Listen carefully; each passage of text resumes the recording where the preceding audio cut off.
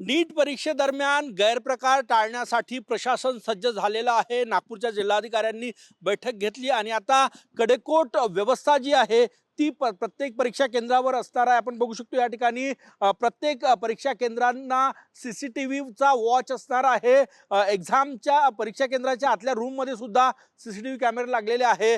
परिसरातही CCTV कॅमेरे जे आहे ते या ठिकाणी लावण्यात आलेले आहे। त्यासोबतच CRPF आणि CISF आणि नागपूर जिल्ह्यातले पोलीस यांची चोख सुरक्षा जी आहे ती या संपूर्ण परिसरामध्ये तैनात असणार आहे। नागपूर जिल्ह्याचा विचार केला आपण तर 12,512 विद्यार्थी नीटची परीक्षा देणार आहे आणि त्याची तयारी जी आहे ती प्रशासनाने केलेली आहे।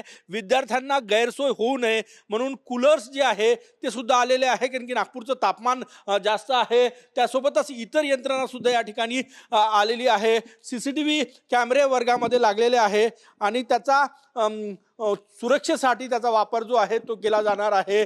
सगळ्यात महत्त्वाचं म्हणजे परीक्षा केंद्रांवर पेपर येतपर्यंत कडेकोट सुरक्षा असणार आहे आणि ते पेपर गोळा होतपर्यंतही सुरक्षा असणार आहे। बघा, अशा प्रकारचे CCTV कॅमेरे जे आहे ते नीटच्या परीक्षेसाठी प्रत्येक परीक्षा ज्या खोलीमध्ये आहे त्या खोलीमध्ये लागलेले आहे।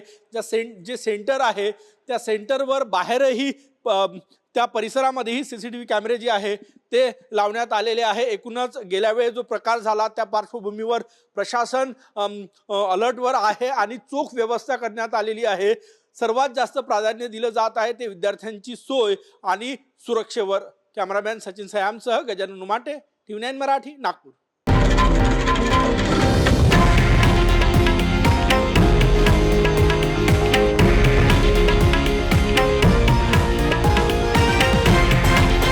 हे आहे देशातील नंबर 1 न्यूज नेटवर्क आणि आपण पाहत आहात TV9 मराठी, एकमेव।